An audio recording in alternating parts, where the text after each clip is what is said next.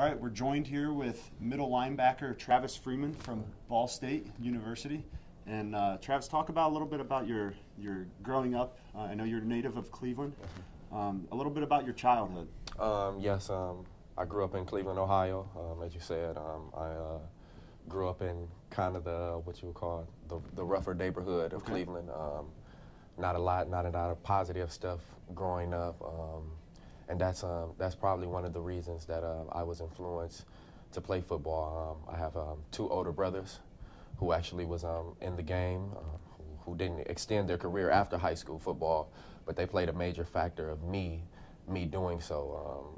As a kid, I was kind of looking for a way to get myself out of my neighborhood, and football gave me that opportunity. Okay. So growing up, you found, through high school, you excelled, obviously, on the field. And then a little bit about the recruiting process and how you found your way to Ball State. So I actually went to Glenville High School. My head coach was Ted Ginn Sr. A lot of kind of pretty good athletes came out of there, Ted Ginn Jr., Troy Smith, guys who went on to play in the National Football League. But when I actually came here because of the relationship I had with the head coach that was previously here, Coach Stan Parrish, him and Coach Ted Ginn Sr. were actually pretty good friends. And even before I was into the recruiting process or old enough to even experience the whole recruiting aspect of high school football, Stan Parrish was always kind of there. He was always a guy I seen around the school and things like that. And I kind of fell for that. Just him having that personal relationship with him before I was even an impact player to even be considered as a person who was expected to get a scholarship. Right. So I think that played a major factor in me deciding to come to Ball State, because the relationship I had with the head coach. Yeah, and the relationship that you form during that recruiting process is always very important, and that's a lot of times is very influential on the decisions the guys make. Now you're a true senior, so you did not redshirt. No. Talk about kind of the learning curve as you came into college. Being the low man on the totem pole, and to where you are now, as the middle linebacker starting at Ball State? Well, actually, I started when I came to Ball State. I was kind of highly recruited. I was one of their kind of top prospects and things like that. But there was a fifth-year senior in front of me. Actually, when I came in for summer workouts and conditioning, things like that, he actually experienced an injury. So basically, I was taking kind of the first string reps, starting with the older guys, and they kind of took me under their wing as a young guy. A lot of people say, well, you were thrown into the fire and things like that, but I never really saw it as that. Okay. It was I'm kind of a guy that just when I see an opportunity, I tend to go get it. It was a window of opportunity for me to make a statement on a college level. Just coming from high school to college, it was a big transition. Just learning different things, being more detailed on the football field, just trying to grab some more information. In high school, you're kind of just out there having fun. At some point, you don't really get caught up into all the schemes and things like that. You're just having fun. But when you come to college, when I did come to college, that was one of the most challenging things is getting into the playbook. It's learning that new system. Is kind of doing the small things right. Everything is being evaluated on college level. That's one thing I had to get used to. Meetings, when you're dead tired, having to sit in those meetings and things like that. Things you didn't have to do in high school that you kind of have to mature into to be a good college player. And that's how I end up getting into the role. Actually, the fifth-year senior actually came back.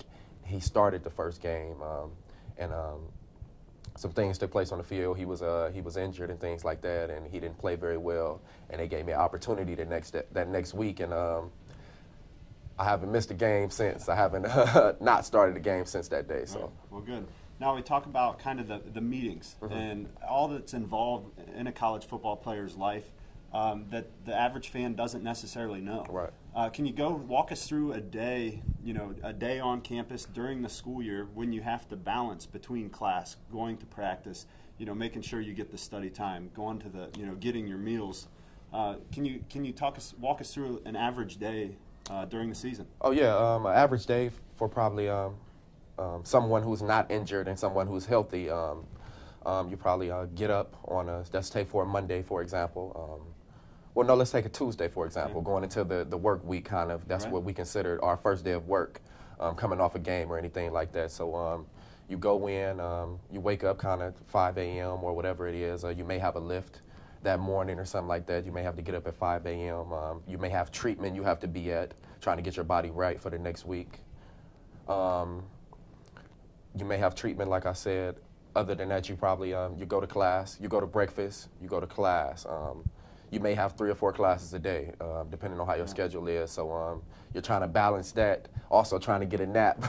You're trying to fit a nap in there somewhere, but like I said, you go to class and things like that. You try to get lunch in between that time, try to squeeze a nap in there.